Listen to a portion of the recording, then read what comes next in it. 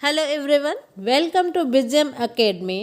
आज हम अपने इस वीडियो में प्रमुख ऐतिहासिक पुस्तक और उसके लेखकों के साथ साथ इस पुस्तक से संबंधित महत्वपूर्ण तथ्यों के बारे में बात करेंगे जो आपके एग्ज़ाम के पॉइंट ऑफ व्यू से बहुत ही इम्पोर्टेंट है।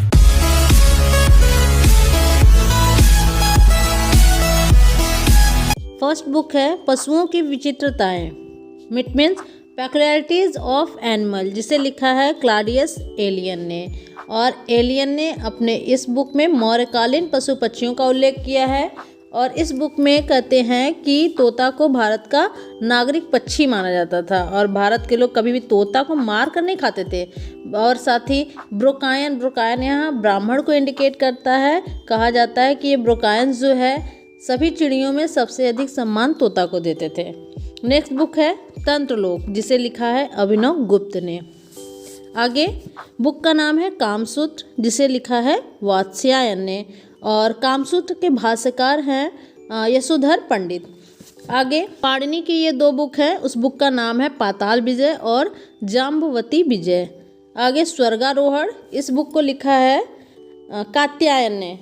फिर नेक्स्ट है महानंद, जिसे लिखा है पतंजलि ने। बहुत ही इम्पोर्टेंट पुस्तक का नाम है ये और साथ ही लेखक भी बहुत ही प्रकांड विद्वान माने जाते हैं संस्कृत के। इनकी बुक है नाम है हर्षचरित और कादम्बरी, जिसे लिखा है बाणभट्ट ने। और चरित विद्या का पहला उदाहरण अश्वघोष की बुद्ध चरित को माना जाता है। भारत में जितने भी उपलब्ध प्राचीनतम ऐतिहासिक हैं उस दृष्टि पर यह सबसे प्राचीनतम जीवन चरित हर्षचरित 7वीं शताब्दी का है, इसको माना जाता है। इस पुस्तक का 2/3 भाग बाणभट्ट ने लिखा है और शेष भाग उनके पुत्र भूषण भट्ट या पुलिंद भट्ट ने लिखा है। नेक्स्ट है सुभद्रा हरण, जिसे लिखा है नारायण कवि ने। आगे है हरिभद्र सूरि की 3 बुक हैं जो हैं कथा कोश, धूर्ताख्यान और सम्रादित्य कथा। हरिभद्र सूरि ने इस बुक में भारतीय व्यापारियों द्वारा कटाह द्वीप पर समुद्री यात्रा का वर्णन किया है। आगे बहुत ही इम्पोर्टेंट बुक है जिसका नाम है पंचतंत्र और इसे लिखा है विष्णु शर्मा ने। यह बुक निदर्शन शास्त्र का उदाहरण है और निदर्शन शास्त्र हम यहाँ कहाँ कहेंगे कि निदर्शन एक ऐसी विद्या है जिसके अंदर उदाहरण के साथ यह बताया जाता है कि कौन सी नीति है जो तार्किक है और कौन सी नीति अतार्किक है। मित्रभेद, मित्रलाभ, संधि विग्रह या कलोलूकियम, लब्ध प्रमाण एवं अपरिचित कारक, इसके 5 भाग हैं। तो तंत्राख्यायिका को आधुनिक पंचतंत्र का प्रतिनिधि माना जाता है और इब्न अल मुकफ्फा इसका अरबी अनुवाद कलील व दिमन्ना नाम से किया गया है और पंचतंत्र का फारसी अनुवाद नौसिरवां एवं अनवारे सुहेली है और अनवारे सुहेली फारसी में अनुवाद किया है अबुल फजल ने किया है और इसका अंग्रेजी अनुवाद 1570 ईस्वी में थॉमस नॉर्थ द्वारा किया गया है। नेक्स्ट है रसमाला एवं कीर्ति कौमुदी, ये 2 बुक हैं जिसे लिखा है सोमेश्वर ने। आगे बृहत कथा कोश, जिसे लिखा है हरिशेर ने। सूर्य शतक, जिसे लिखा है मयूर ने। हमीर मदमर्दन, जिसे लिखे हैं जयसिंह ने। आगे है प्रबंध चिंतामणि, इसे लिखा है मेरुतुंग ने। आगे है महेंद्र वर्मन जो पल्लव शासक है, इन्होंने लिखा है भगवद रज्जुक और दूसरी बुक है मत्त विलास प्रहसन। इस बुक में उन्होंने बौद्धों एवं कापालिकों का उपहास उड़ाया है और इसमें पुलिस एवं न्यायालय में जो भ्रष्टाचार व्याप्त थे उसका उल्लेख मिलता है। आगे ये बहुत ही फेमस लेखक हैं हॉल, इन्होंने लिखा है हॉल ने गाथा सप्तशती या सप्तशई, यह मराठी प्राकृत में है जिसमें 700 आर्या छंद है। आगे है गुणाढ़ ने लिखा है बृहत कथा, यह पुस्तक पैसाची प्राकृत भाषा में और इसे आंध्रा का महाभारत कहा जाता है और इसे की संस्कृत भाषा में अनुवाद किया है क्षेमेंद्र और सोमदेव ने, जिसके नाम क्रमशः है बृहत कथा मंजरी तथा कथा सरित सागर, इसी नाम से इन्होंने अनुवाद किया है। बुद्ध स्वामी की बृहत कथा श्लोक इसी पुस्तक का अनुवाद है। आगे है कुट्टनिमतम, जिसे लिखा है दामोदर गुप्त ने। नेक्स्ट हरिवंश, जिसे लिखा है जिन सेन ने। नेक्स्ट है शिव स्वरूप विमर्शिनी, जिसे लिखा है क्षेमराज ने। फिर हरि विजय हरिविजय बुक को लिखा है सर्वसेन ने। आगे ये हैं सेतुबंध या रावणहो, इसे लिखा है प्रवनसेन द्वितीय, जो कि वाकाटक नरेश हैं, वाकाटक वंश के राजा हैं। इसमें राम की लंका विजय का वर्णन मिलता है और इसी पुस्तक को कालिदास ने बाद में संशोधित किया था। नेक्स्ट है पवनदूत, जिसे लिखा है धोई ने। फिर तिलक मंजरी, ये लिखे हैं धनपाल ने। और सुबंधु ने लिखा है वासवदत्ता। आगे है हलायुद्ध, इन्होंने 2 बुक लिखी हैं जिसका नाम है ब्राह्मण सर्वस्व और कवि रहस्य। आगे है पद्म चूड़ामणि, जिसे लिखा है बुद्ध घोष ने, और इस पुस्तक में बुद्ध घोष ने महात्मा बुद्ध के व्यक्तित्व एवं उपदेशों का वर्णन किया है।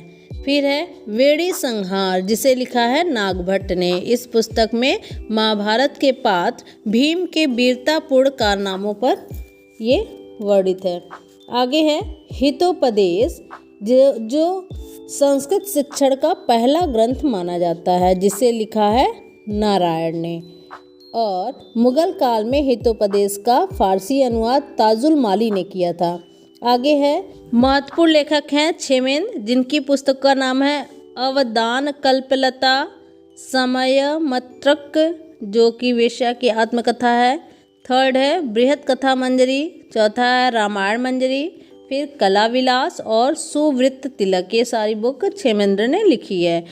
कश्मीर के छेमेंद्र ने हास्यरस और व्यंग्यपूर्ण शैली में अपने युग की पाखंडियों की खिल्ली बृहत कथा मंजरी में उड़ाई है। आगे है महान कवि दंडी की पुस्तक है 10 कुमार चरित और काव्यदर्श।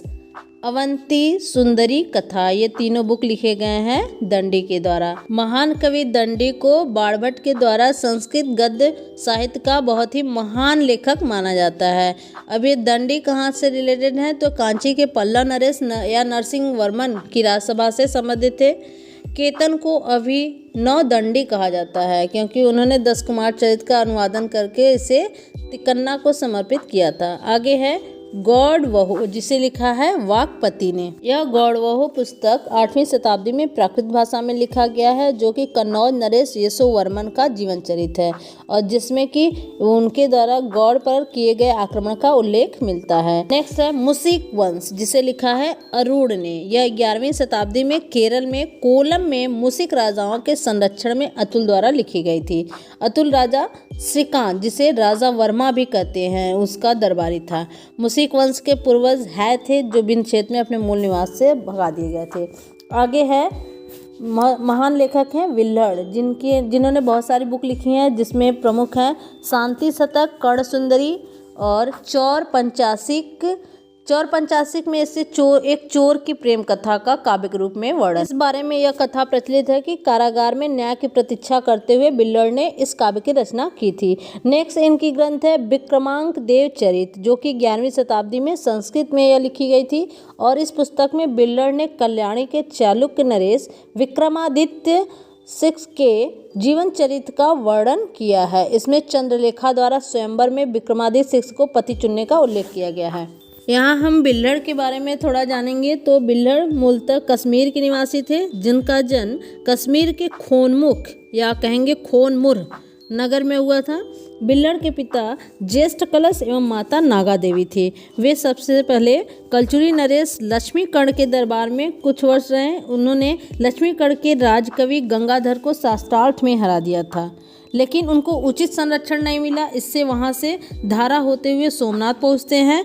वहाँ चालुक्य राजसभा में कवि बनते हैं और अंत में हतोत्साहित होकर वह सदा के लिए कल्याणी आ जाते हैं। बिल्हड़ विक्रमादित्य 6 के राजकवि थे। विक्रमादित्य ने बिल्हड़ को सभा पंडित बनाया और विद्यापति की उपाधि दी थी। इस शासक के विषय में बिल्हड़ बताते हैं कि उसने राम राज्य की पुनः स्थापना कर दी थी। आगे है नव सहशांक चरित, जिसे लिखा है पद्मगुप्त ने। इसमें मालवा जो धारा के हैं तो मालवा नरेश सिंधुराज का वर्णन मिलती है, जिसकी उपाधि नव सहशांक थी। पद्मगुप्त की उपाधि परिमल थी तथा वे परमार शासकों, जिसमें वाकपति मुंज एवं सिंधुराज हैं, उनके राजकवि थे। आगे है बल्लाल चरित, जिसे लिखा है आनंद भट्ट ने। यह बंगाल के सेन शासकों के बारे में बताता है इस पुस्तक में। आगे महान लेखक हैं बल्लाल सेन, जिन्होंने बहुत सारी पुस्तकें लिखी हैं, जिनमें से प्रमुख है दान सागर, अद्भुत सागर जो खगोल शास्त्र से रिलेटेड है। नेक्स्ट है प्रतिष्ठा सागर, आचार सागर और व्रत सागर। ये सारे सागर पुस्तक बल्लाल सेन ने लिखी है। आगे है प्रभावक चरित, जिसे लिखा है चंद्र प्रभ सूरी ने। नेक्स्ट सुकृत संकीर्तन, जिसे लिखा है हरि सिंह ने। आगे जय सिंह सूरी ने लिखा है, पुस्तक का नाम है कुमार पाल चरित या कुमार पाल भूपाल चरित। यह जय सिंह के अनुसार चालुक्य कुमार पाल ने मृत धनापहरण निषेध कर दिया था। आगे है पृथ्वीराज विजय, जो कि बहुत ही महत्वपूर्ण पुस्तक है, जिसे लिखा है जय नायक ने। यह मूलतः कश्मीर के निवासी जय नायक ने भी स्वयं को वाल्मीकि का अवतार कहा है। वह सपादलक्ष देश, जिसे कहा अजमेर, इसका प्रेजेंट टाइम में नाम है, के चौहान शासक पृथ्वीराज तृतीय को विष्णु का अवतार और राम के समान सूर्यवंशी बताते हैं अपने इस पुस्तक में। पृथ्वीराज की पत्नी संयोगिता को तिलोत्तमा तथा सीता के समान बताते हैं। आगे है पृथ्वीराज रासो, जिसे लिखा है महान कवि चंद्रवरदाई ने। यह हिंदी साहित्य का प्रथम महाकाव्य माना जाता है और यह ब्रज भाषा में लिखी गई है। ब्रज हिंदी का ही एक रूप है। चंद्रवरदाई मूलतः लाहौर के निवासी थे। ये है महान कवि भोज परमार, जिन्होंने बहुत सारी पुस्तक लिखी हैं। इसमें से कई सारे हैं राज मृगांक, सरस्वती कंठाभरण, श्रृंगार प्रकाश, चंपू रामायण, कर्मू शतक, युक्ति कल्पतरु, तत्व परीक्षा जो शैव दर्शन का ग्रंथ माना जाता है। आगे है भुजबल भीमा जो ज्योतिष ग्रंथ से रिलेटेड है। आगे है राज मार्तंड जो पतंजलि के योग सूत्र पर भाष्य है। आगे है उदय सुंदरी कथा, जिसे लिखा है सोढल ने लिखा है। नेक्स्ट बुक है गीत गोविंद, जो भी बहुत ही इम्पोर्टेंट है। इसे लिखा है महान कवि जयदेव ने। जयदेव बंगाल के शासक लक्ष्मण सेन के 5 रत्नों में से एक थे और यह उनकी उपाधि थी पीयूष वर्ष। आगे है महान कवि हैं राजशेखर, जिन्होंने लिखा है बहुत सारे बुक लिखे हैं। इसमें से प्रमुख है भुवन कोश, हरविलास, बाल रामायण, बाल भारत या प्रचंड पांडव, काव्य मीमांसा और विद्धशाल भंजिका। राजशेखर उपाध्याय ब्राह्मण थे और इनकी उपाधि कविराज थी। राजशेखर ने कर्पूर मंजरी या राटक प्राकृतिक भाषा में लिखा, अन्यथा इन सभी ग्रंथ संस्कृत में थे बाकी। और अपनी छत्राणी पत्नी अवंती सुंदरी जो चौहान वंश की थी को प्रसन्न करने के लिए उन्होंने कर्पूर मंजरी का लेखन किया था। और राजशेखर कन्नौज के प्रतिहार शासक महेंद्र पाल के गुरु थे। बाद में वे कन्नौज छोड़कर के त्रिपुरी में कलचुरी नरेश युवराज के यहाँ चले गए थे। नेक्स्ट है किरातार्जुनियम, जिसे लिखा है भारवी ने। आगे है पौमा चरयू, जो कि स्वयं भूदेव अभ्रंश भाषा के महान कवि स्वयं भूदेव ने लिखा है। और आगे है सोमदेव सूरी, जिन्होंने लिखा है यशस्ती लक चंपू, जो कि जैन धर्म से संबंधित है। नीति वाक्यमृतम, ये जैन आदर्शों के दृष्टिकोण से अर्थशास्त्र की विषय वस्तु की समीक्षा है एक तरह से। आगे है कथा सरित सागर, जिसे लिखा है लेखक सोमदेव ने। और यह पुस्तक की रचना कश्मीर नरेश अनंत की रानी सूर्यवती के मनोरंजन के लिए की गई थी। यह पुस्तक 11वीं शताब्दी के सामाजिक जीवन की विश्वकोश का दर्जा दिया गया है इसको। और सोमदेव ने स्त्रियों की पतोन्मुख सामाजिक स्थिति का वर्णन किया अपने पुस्तक में। आगे है महान कवि जिनसेन, इन्होंने 2 बुक लिखा है, आदि पुराण एवं हरिवंश पुराण। आदि पुराण में जहाँ ऋषभदेव की जीवनी है, वहीं हरिवंश का कथानक महाभारत से लिया गया है। आगे है शून्य पुराण, जिसे लिखा है रमई पंडित ने। पद्म पुराण, इसे लिखा है रविशेर ने। उत्तर पुराण को लिखा है गूढ़भद्र ने। आगे है शांति पुराण, जिसे लिखा है महान कवि पोन्न ने। ये पोन्न क्या है, तो पंपा, पोन्ना एवं रन्ना, ये कन्नड़ काव्य के 3 रत्न माने जाते हैं। यद्यपि ये जैन धर्मानुयायी थे, फिर भी इन्होंने अपने कथानका का स्रोत जो है सोर्सेज इनका रामायण और महाभारत से लिया गया है। पोन्न की उपाधि उभय कवि चक्रवर्ती थी।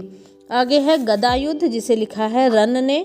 और विक्रमार्जुनी विजय या भारत, ये लिखा है पंपा ने। पंप राष्ट्रकूट के समय कन्नड़ साहित्य का सर्वश्रेष्ठ कवि था।